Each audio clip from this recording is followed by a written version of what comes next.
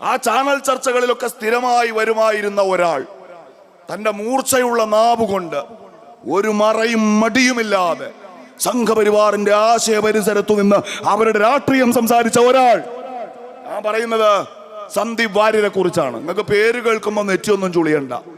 ഇന്നലെ അയാൾ കോൺഗ്രസിൽ ചേർന്നു, ഇന്ന് അയാൾ പാണക്കാട്ട് വന്നു. ഇപ്പൊ പറയുന്നത് അയാൾ കാളിയനാണ്.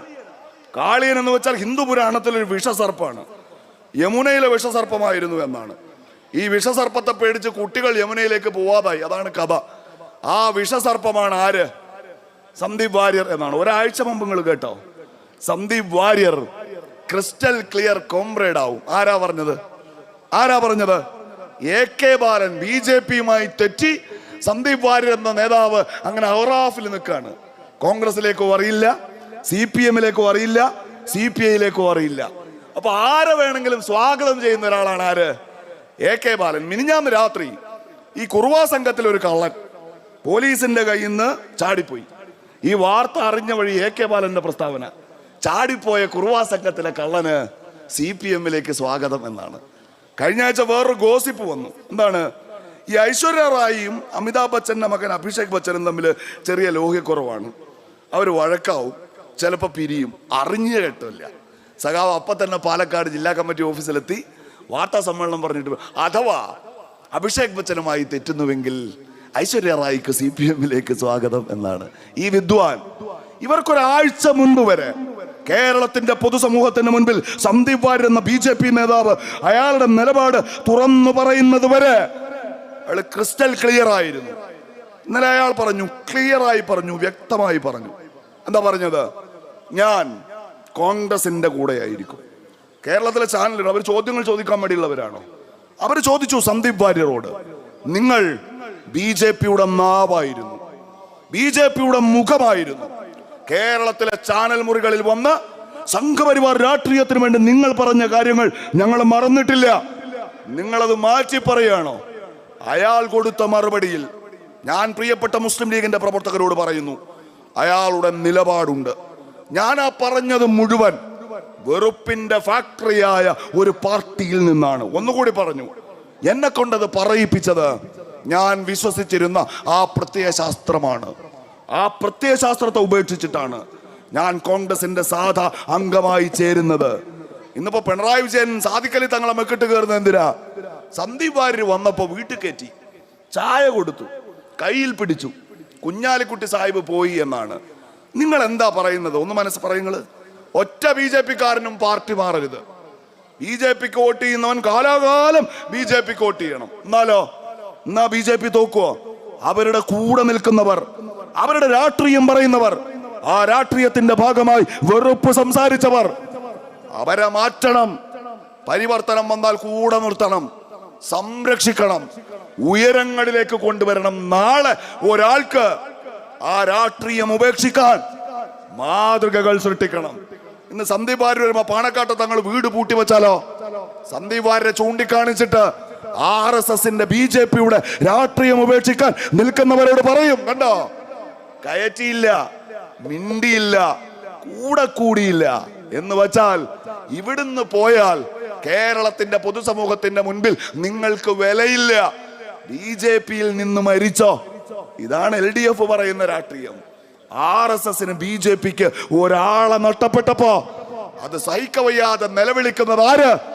പിണറായി വിജയൻ. നിങ്ങൾക്കറിയോ ഈ പിണറായി വിജയന്റെ ഒരു ജാഥ CPMന്റെ സഖാക്കൾ കേൾക്കുക, ഓൺലൈനിൽ ആരെങ്കിലും കേൾക്കുന്നുണ്ടെങ്കിൽ, ആ ജാഥ തലശ്ശേരിയിൽ വന്നു വർഷങ്ങൾക്ക് മുൻപ്.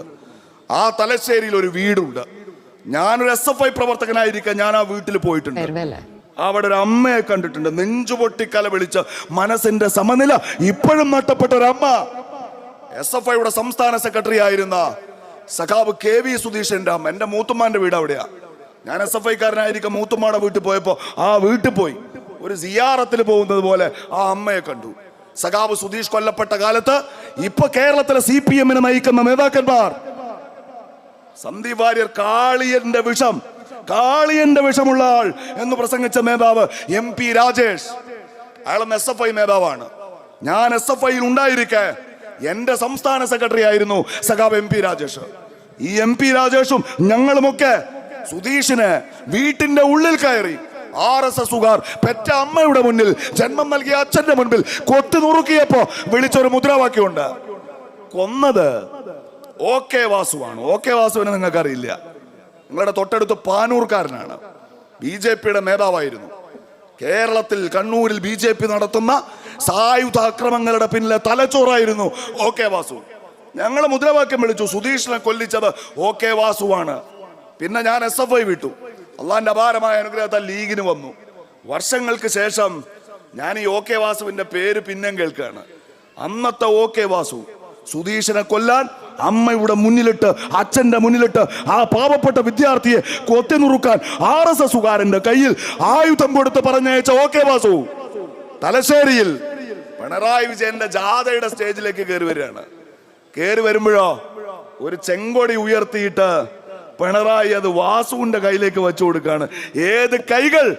കണ്ണൂരിൽ ചെങ്കൊടി ഉയർത്തിപ്പിടിച്ചതിന്റെ പേരിൽ RSSുകാർ കൊത്തുനുറുക്കിയ നൂറുകണക്കിന് വരുന്ന CPM പ്രവർത്തകരുടെ ചോര കൈകളിൽ പുരണ്ട OK വാസുവിന്റെ കയ്യിലേക്ക് പിണറായിക്ക് ചെങ്കൊടി വെച്ചു കൊടുക്കാം. BJPയുമായി തെറ്റിപ്പോന്നിട്ടോ നമോ വിചാർ മഞ്ച് ഉണ്ടാക്കി. നിങ്ങൾക്ക് ഓർമ്മയില്ല, ജലീൽ ലീഗ് വിട്ടപ്പോ നേരെ പോക്കല്ല LDFല് ആണോ? എന്താ ചെയ്യാ? ഒരു CH പഠന കേന്ദ്രം ഉണ്ടാക്കും അല്ലേ? എന്നിട്ട് ലീഗിന്റെ മൂത്താപ്പായാവാൻ നോക്കും. അവിടുന്ന് LDFൽ പോവും. ഞാൻ CPM വിട്ട കാലത്ത് എന്റെ നാട്ടിൽ ചെയ്തത് ഒരു ചെഗുവേര പഠന സാംസ്കാരിക കേന്ദ്രം ഉണ്ടാക്കി. ആദ്യം അതിനെ കൊണ്ട് 5 കൊല്ലം അങ്ങ് നിന്നു. പിന്നെയാണ് അള്ളാന്റെ കുതിർത്താല ഈ പാർട്ടിയിൽ വരുന്നത്. എന്നതുപോലെ OK വാസു എന്താ ചെയ്തെന്നറിയോ? BJP വിട്ടു, നമോ വിചാർ മഞ്ച് എന്ന സംഘടന ഉണ്ടാക്കി. BJPയുടെ മൂത്താപ്പയായി. അതിന്റെ നേതാവായിരിക്കെ ഞാൻ അവരുടെ പ്രത്യയശാസ്ത്രത്തെ, ആ വെറുപ്പിന്റെ ഫാക്ടറി ഉപേക്ഷിച്ചു എന്ന് സന്ദീപ് വാര്യർ പറയുമ്പോ സംശയമേതുമില്ലാതെ മുസ്ലിം ലീഗിന്റെ പ്രവർത്തകർ അത് സ്വീകരിക്കണമെന്ന് ഞാൻ നിങ്ങളോട് പറയുന്നത്, നിങ്ങളെ പ്രലോഭിപ്പിക്കാൻ ശ്രമിക്കുന്നവർ, നിങ്ങളെ പരിഹസിക്കുന്നവർ, അവരുടെ സംസ്ഥാന നേതാവിനെ കൊലപ്പെടുത്തിയ കേസിലെ പ്രതിയുടെ കയ്യിൽ ആ ചെങ്കൊടി വച്ചു കൊടുത്തവരാണ്. തീർന്നില്ല. മാസങ്ങൾക്ക് മുൻപ് പത്തനംതിട്ടയിൽ 50 RSSുകാർ ഒരുമിച്ച് CPMലേക്ക് വന്നു.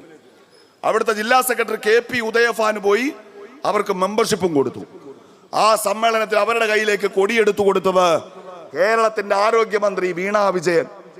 അതിലൊരാൾ ശരൺ ചന്ദ്രൻ എന്നാണ് പേര്. എന്ന് വെച്ചാൽ RSSൽ നിന്ന് CPMൽ വന്ന അയാൾ ഇവിടെ വന്നു. വരുന്നതിന് മുൻപേ കാപ്പ കേസിൽ പ്രതിയാണ്. കാപ്പ കേസിലെ പ്രതി എന്ന് വെച്ചാൽ അതിൽ നിന്ന് തടിയെടുക്കാതെ താമസിക്കുന്ന നാട്ടിൽ പോവാൻ പറ്റില്ല. അത്ര വലിയ ക്രിമിനൽ.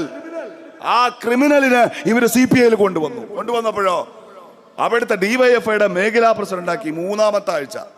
സന്ദീപ് വാര്യർക്ക് ഇതുവരെ കോൺഗ്രസ് ഒരു പദവിയും കൊടുത്തിട്ടില്ല, ഒരു ചുമതലയും കൊടുത്തിട്ടില്ല. കാപ്പ കേസിലെ പ്രതിയായ RSSുകാരന് വന്നതിന്റെ 3-ാം പക്കം DYFIയുടെ നേതാവിന്റെ പദവി. അത് കിട്ടിയതിന്റെ സന്തോഷത്തില് ബാറിൽ പോയിട്ട് കൂടുകയാണ്. ആര്? ഈ വന്ന RSSും DYFIയിൽ നിന്ന RSSും എല്ലാം കൂടി. ഇപ്പൊ ഈ ശരൺ ചന്ദ്രൻ നിന്ന RSSുമായിട്ട് തെറ്റി. ഒരു ബിയറിന്റെ കുപ്പി എടുത്ത് തല്ലി പൊട്ടിച്ച് DYFIക്കാരന്റെ പള്ളക്ക് കുത്തി. വന്നവൻ ഇവിടെ ഉള്ള കുട്ടികളുടെ പള്ളക്ക് കുത്തി. ഇനി കഴിഞ്ഞ ആഴ്ച അവന്റെ ബർത്ത്ഡേ ആയിരുന്നു. ആരുടെ? ഈ RSSുകാരനായ മാനസാന്തരം വന്നു എന്ന് പറഞ്ഞ് ചെങ്കൊടി കയ്യിൽ കൊടുത്ത് കേരളത്തിന്റെ ആരോഗ്യമന്ത്രി CPMലേക്ക് കൂട്ടിയ ശരത്ചന്ദ്രന്റെ ബർത്ത്ഡേ കേക്കിൽ എഴുതി വെച്ചത് കാപ്പ.